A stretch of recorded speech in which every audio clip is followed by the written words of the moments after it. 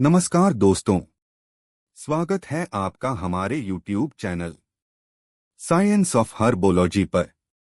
आज हम बात करेंगे एक ऐसे पौधे के बारे में जो आपको सड़कों के किनारों व अपने आसपास खाली पड़ी जमीन पर अक्सर देखने को मिल जाता है। जी हाँ दोस्तों, मैं बात कर रहा हूँ धतूरे के बारे में। चरक संहिता में कनक नाम से तथा सुश्रुत संहिता में उन्मत्त नाम से निर्दिष्ट धतूर शिव का प्रिय है। इसके फल और पुष्प शिव पर चढ़ाए जाते हैं। रस ग्रंथों में इसकी गणना विषवर्ग में की गई है तथा रस चिकित्सा में धतूर बीज अनेक योगों में पड़ता है। धतूरा के पौधे समस्त भारत में पाए जाते हैं। इसकी निम्न प्रजातियां देखने को मिलती हैं।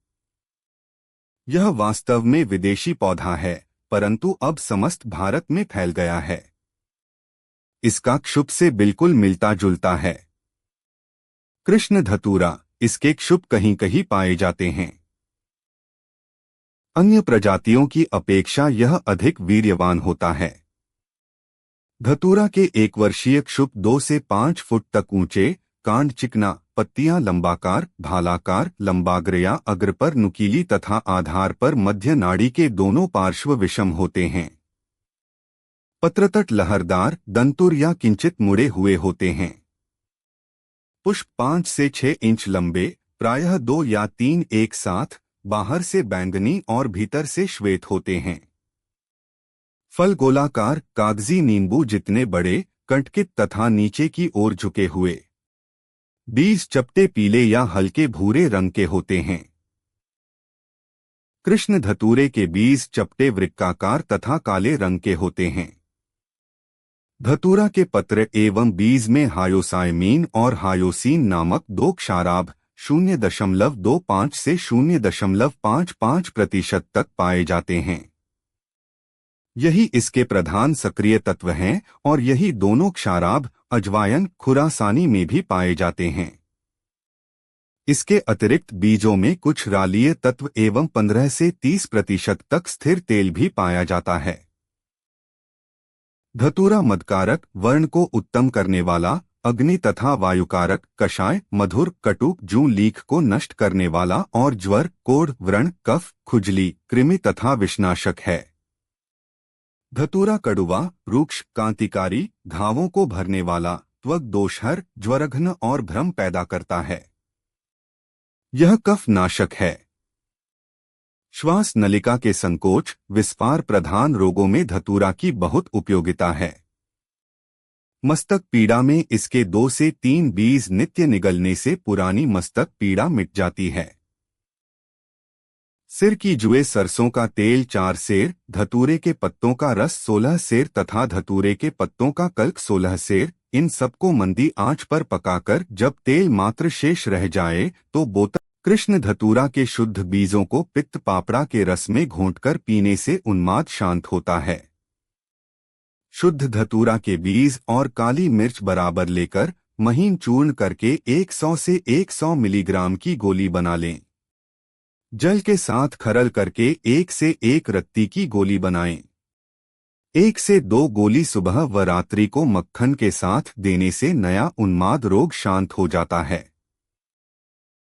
नया उन्माद रोग मस्तिष्क में आघात जन्य अथवा शराब, गांजा, सूर्य के ताप में भ्रमण आदि से या प्रसूतावस्था में हुआ हो जिसमें नींद न आती हो, उस अवस्था में इस उन्मत्त वटी का सेवन कराने से थोड़े ही दिनों में मन स्वस्थ होकर शांत हो जाता है। नेत्र रोग, धतूरा के ताजे पत्तों का रस दुअख्ती आंख पर लेप करने से ललाई फट जाती है। शोथ और दाह मिट जाती है। स्तनों की सूजन में इसके पत्तों को गर्म करके बांधने से आराम मिलता है। जिस स्त्री के दूध अधिक होने से स्तन में गांठें हो जाने का भय हो तो उसके दूध को रोकने के लिए स्तन पर धतूरे के पत्ते बांधने चाहिए। धतूरा के फल, शाखा तथा पत्तों को कूटकर और सुखाकर उसके चूर्ण का धूम्रपान करने से श्वास रोग नष्ट हो जाता है।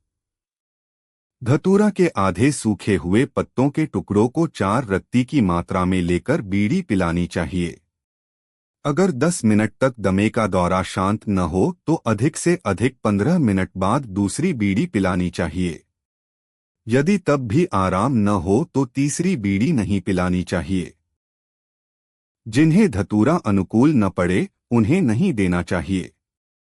धतूरा, तंबाकू, अपामार्ग और जवानसा, इन चारों चीजों को समान भाग लेकर चूर्ण बना लेना चाहिए।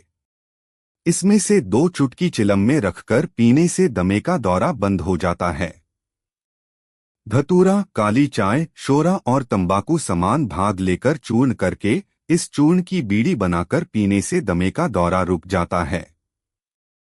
हैजे में केवल धतूरा की केसर को बताशे में रखकर निगल जाएं। धतूरा के बीज, अकरकरा और लौंग, इन तीनों चीजों की गोलियां बनाकर खिलाने से काम शक्ति बढ़ जाती है। धतूरा के बीजों के तेल की पैरों के तलुवे पर मालिश करने के बाद स्त्री सहवास करने से बहुस्तंभन होता है। धतूरा के 15 फलों को बीज सहित लेकर पीसकर महीन चूर्ण को 20 किलोग्राम दूध में डालकर दही जमा दें। अगले दिन दही को बिलोकर घी निकाल लें। इस घी की 125 मिलीग्राम की मात्रा पान में रखकर खाने से बाजीकरण होता है। कामेंद्रिय पर मलने से उसकी शिथिलता दूर हो जाती है। नारू की बीमारी में इसके पत्तों की पुलटिस बांधने से बहुत आराम मिलता है। धतूरा के बीजों की राख 125 मिलीग्राम की मात्रा में मलेरिया ज्वर के रोगियों को सुबह दोपहर शाम देने से लाभ होता है। इसके बीजों के चूर्ण को 65 मिलीग्राम की मात्रा में ज्वर आने से पूर्व खिलाने से ज्वर छूट जाता है। धतूरा के पत्ते, नागरबेल के पान और काली मिर्च बराबर गिनती में लेकर पीसकर उड़द बराबर गोलियां बना लें। दिन में 2 बार एक एक गोली देने से ज्वर छूट जाता है। इसको सौंफ के अर्क के साथ लेने से पुराना प्रमेह मिटता है। तिजारी, धतूरा के पत्तों का 5 से 6 बूंद रस 25 ग्राम दही में डालकर खिलाने और ऊपर से 200 ग्राम दही पिलाने से 1 या 2 बार में तिजारी चली जाती है। बिच्छू दंश, धतूरा के पत्तों की लुगदी बिच्छू दंश पर लगाने से आराम मिलता है। घाव, जिस घाव पर गहरा पीप या छिछड़े जम गए हों उसको गुनगुने पानी की धार से धोकर दिन में 3 से 4 बार धतूरा के पत्तों की पुलटिस बांधनी चाहिए। इसके पत्तों के रस को आग पर गाढ़ा करके कान के पीछे की सूजन पर लगाने से आराम होता है। कान में अगर मवाद बहती हो तो 8 भाग सरसों का तेल, 1 भाग गंधक, 32 भाग धतूरा के पत्रों का स्वरस मिलाकर विधिपूर्वक तेल सिद्ध करके इसके तेल की 1 बूंद कान में सुबह शाम डालनी चाहिए। धतूरा तेल, धतूरा के स्वरस 400 ग्राम, धतूरा के रस में चटनी की तरह पिसी हुई हल्दी 25 ग्राम और तिल का तेल 100 ग्राम लेकर मंदी आंच पर पकाएं। तेल शेष रहने से उबालकर छान लें। यह कान के नाड़ी व्रण पर हितकारी है।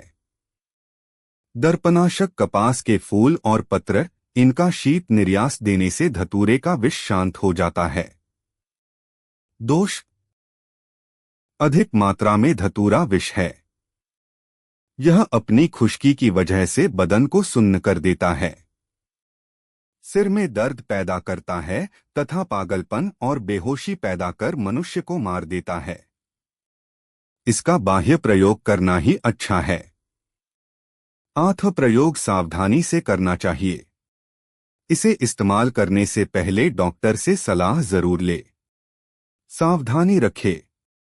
आपको यह जानकारी कैसी लगी कृपया कमेंट में जरूर बताइए। ऐसी ही और इन्फॉर्मेशन से भरी वीडियो देखने के लिए हमारे चैनल को लाइक और सब्सक्राइब जरूर करें।